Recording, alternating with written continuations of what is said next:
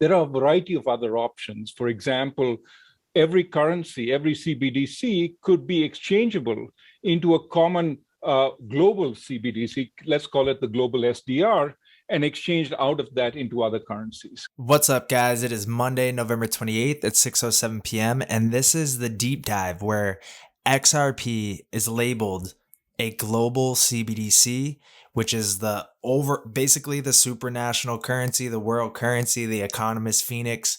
We all know that magazine cover. Basically, they're coming out and they're saying it. This is Stanford University, Hoover Institution. This was March of 2022, this year, not even 10 months ago. So that's where we're at. We're seeing how they're talking about this stuff. They're preparing their scenarios, and we're able to get a taste of what they're thinking. So digital currencies, the US, China, and the world at a crossroads. That was that document that I shared because they did a report along with this kind of global conference or meeting that they had. And in it, they labeled XRP as an alternative solution to a digital SDR. So I'm going to pull it up right now. And this is from the Hoover Institution. This is 2022, so it's new. So this is Stanford University. So we're going to go to what we're going to do is to find XRP. And right here, it is possible to envision even more adventurous arrangements. For instance, a special drawing rights based stablecoin issued by a multilateral agency reminiscent of John Maynard Keynes' proposed supranational currency, the Bancor. We talk about the SDR. We talk about John Maynard Keynes. We talk about the supranational currency. And we talk about the Bancor, which would be an exchangeable with any national currency. Any national currency could thus be convertible into any other national currency in 2 steps via the stablecoin. Such an arrangement would resemble the cross-border payment system that Ripple currently operates with its XRP cryptocurrency and just one of the variety of possible alternatives. So there we go. So what he was just saying in the actual kind of live conference with everybody there, he was saying that one of the arrangements that could be a global CBDC where all the CBDCs in the world are all convertible into that one global CBDC.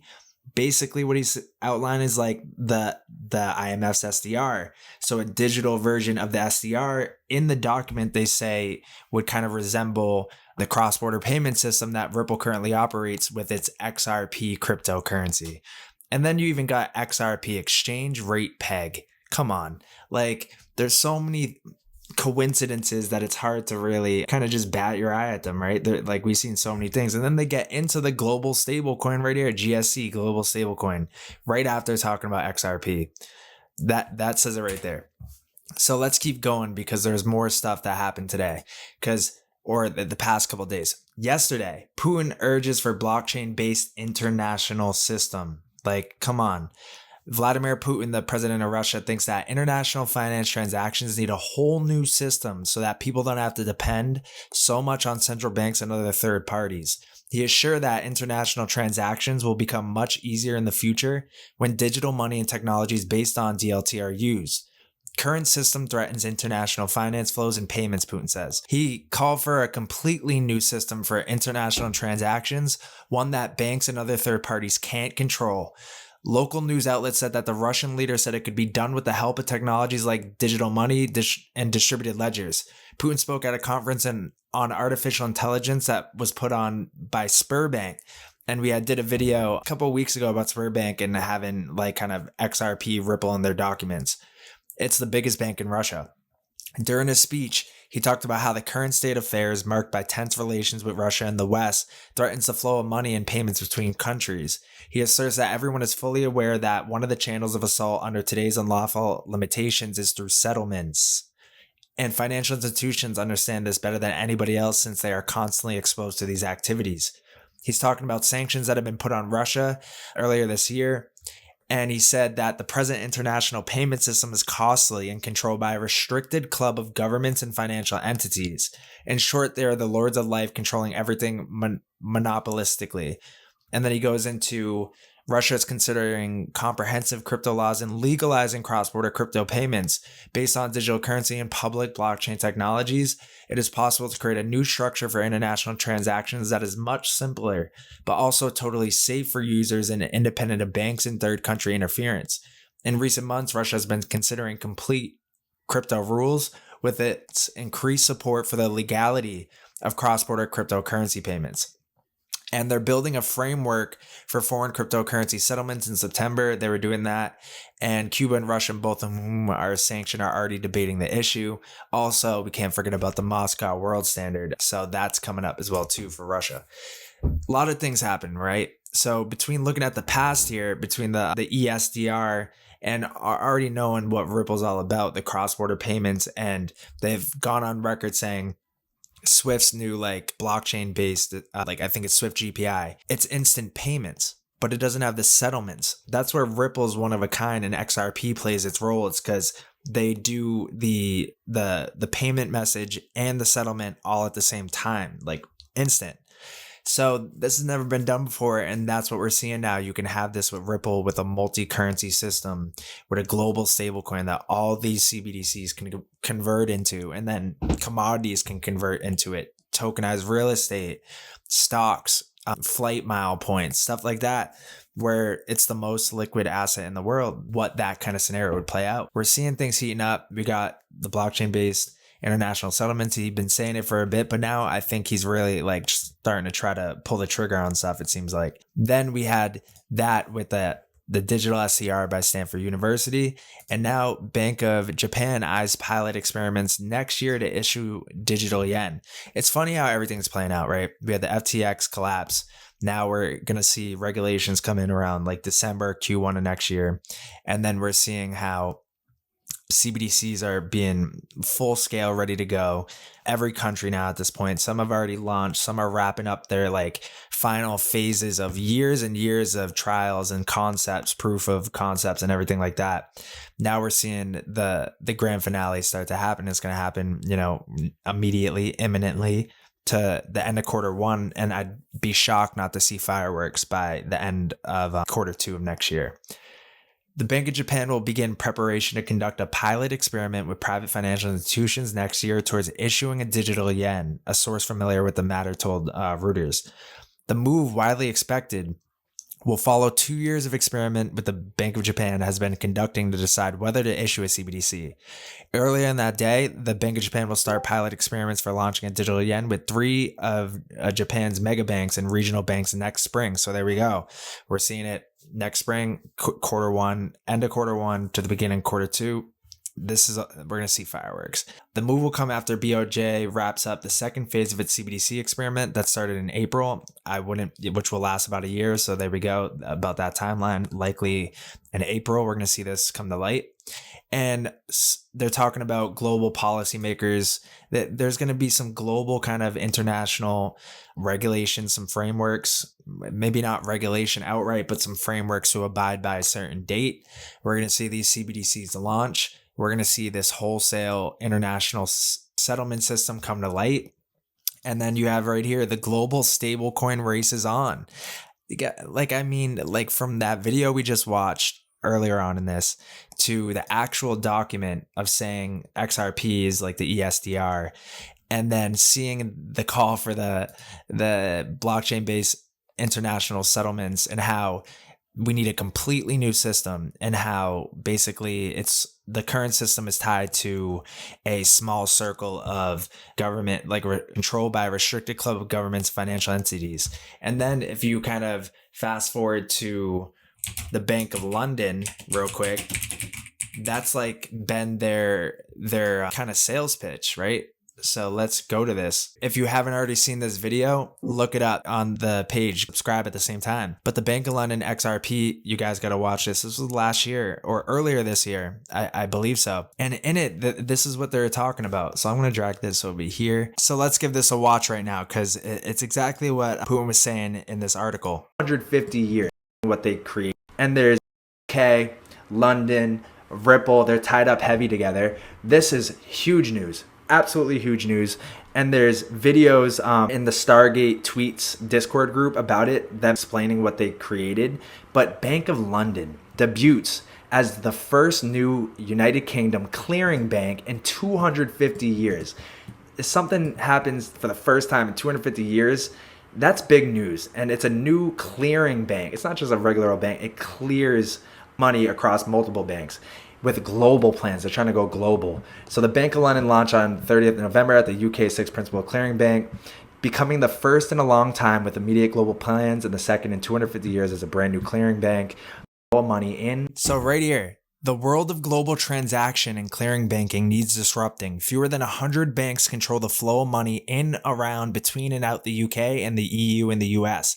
Then if you keep going here, you got global clearing and settlement, talking about correspondent banks, how it's the current system is unencumbered by a chain of correspondent banks, and how it's costly, fractured, and friction layered, messaging, payments, liquidity, all on different rails, right? They're talking about a unified system.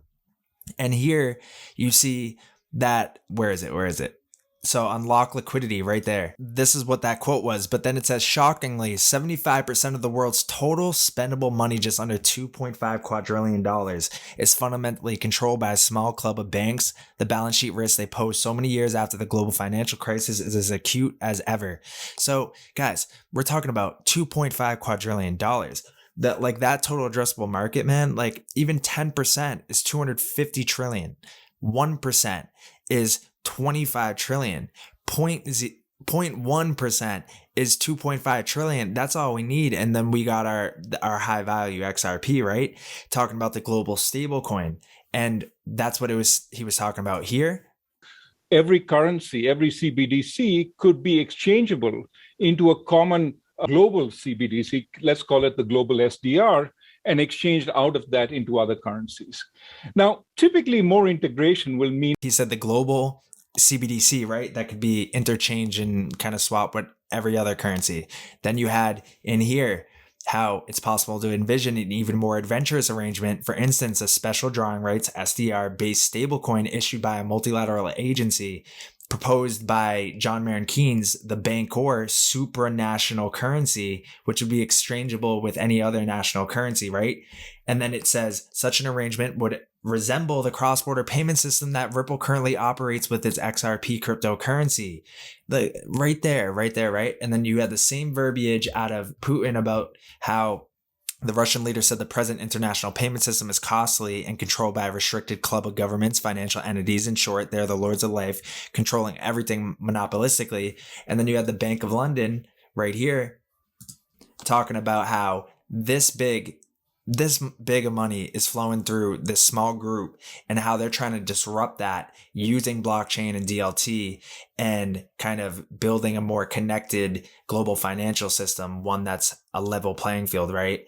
Talking about multi-currency kind of payments and settlements, everything that Putin is urging for a blockchain-based international settlement, everything that the Hoover Institute, Stanford was saying right here with the global currency, global CBDC. And then you had even with the Ripple, the global stablecoin race is on. This was literally 5 days ago. Everything's moving so fast. Then the Bank of London, we seen that. And then we saw how even back in 2014, the Department of Homeland Security, the Ripple protocol serves as a payment system, currency exchange, and remittance network to process financial transactions. It allows users to send any fiat currency, cryptocurrency, or commodity, or any other unit of value, frequent flyer miles, credit card rewards, etc., anywhere in the world free of charge. Like, come on, man. It's right there. It's staring in the face. Ripple also serves as a bridge currency, meaning it can convert currencies that otherwise are unable to transact together. If that doesn't spell out a global CBDC, I don't know what else does. And then you even have here about, okay, the supranational currency, right? That's what it said in the document from Stanford just this year. Now let's look at this. And then the video I did right here, the Ripple XRP, the Phoenix world currency, the signs are there. This was literally a month ago. That document that we all seen before, right? This is talking about CBDCs, the single largest opportunity for central banks and fintech to digitize cash. First of all, if you haven't seen this video yet, you must see it. It is so fire. You got to see it.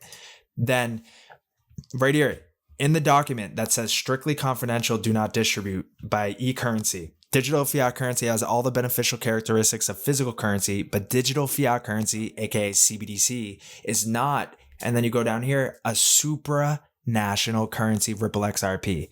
Just like what this document from Stanford was saying, right? That I showed you earlier. And just like, what this is calling for, what the Bank of London's calling for, and then what Ripple is saying right here that the global stablecoin race is on. All the signs are there. So that's it, guys. I'm going to leave it at that. This video is going to be called XRP, a global CBDC, because that's what they're calling for it. And I mean, I made the connections right there, a couple of key solid connections, rock solid evidence, putting the connections and the dots together that kind of make the situation of what we're seeing the most likely thing to pan out. I mean, we're having the highest of the highest levels of institutions, governments, people calling for what we've had our eyes on for so long, right? So if you haven't already, link in the bio, go to stargate-ventures.com, claim your free crypto class accelerator. Like, this is going to give you all the keys, everything that we just kind of made the connections on today in this video. Like, this is going to lay it out for you on a fundamental level of these certain things in order. So you're going to understand it perfectly how the system, basically, if we're to compare it to what we just went over, the biggest scam in the history of mankind, that's relating to this kind of inner group of governments and elite people that are handling most of the money and how this system is corrupt. And it's the biggest scam. And then we go back to the history of money and how we're going into this new kind of transformation of what money is representing. And then the Bretton Woods system, going back to the gold standard, the Bancor, that's what went over in that Stanford document, the Bancor with the IMF and the SDR and the petrodollar system, that's dead now. And then world reserve currencies, we're talking about a global world reserve currency, the global CBDC. And then mission 2, it goes over what this future system is going to look like. So we're preparing you with everything from the past to the now to the future, and you guys are going to kill it. So get into that course. It's free, absolutely free. Just go to stargate-ventures.com. And right on the front page, you'll see free crypto masterclass accelerator. Just click that, just a little bit of info, get access, and then bam, you have immediate access. So if you haven't already as well too, come join our Discord, say what up. The link will be in the bio here too. Come to the Discord. We got all these automated signals. We got all our education section, and the videos get sent right to here, and we're chatting it up in here as well too, as well as give us a subscribe. We want to see you guys coming back. Leave a comment too if the connections make sense, like the dots and everything that we went over. I mean, it was a lot, but I hope I was able to find the dots, make the connections for you guys to see it in a more clear way. So that's going to be it, guys. I'm going to push the deep dive that I was thinking of doing, but this plays into it, but I'm going to push it back to tomorrow, or maybe I'll record it tonight. We'll see. But we get into kind of gold and how, if that's going to be backed by for the global CBDC, right? So we're going to get into all that. So I'll see you guys in that video. Don't forget to subscribe and come say what up in the Discord. I'll say what up back.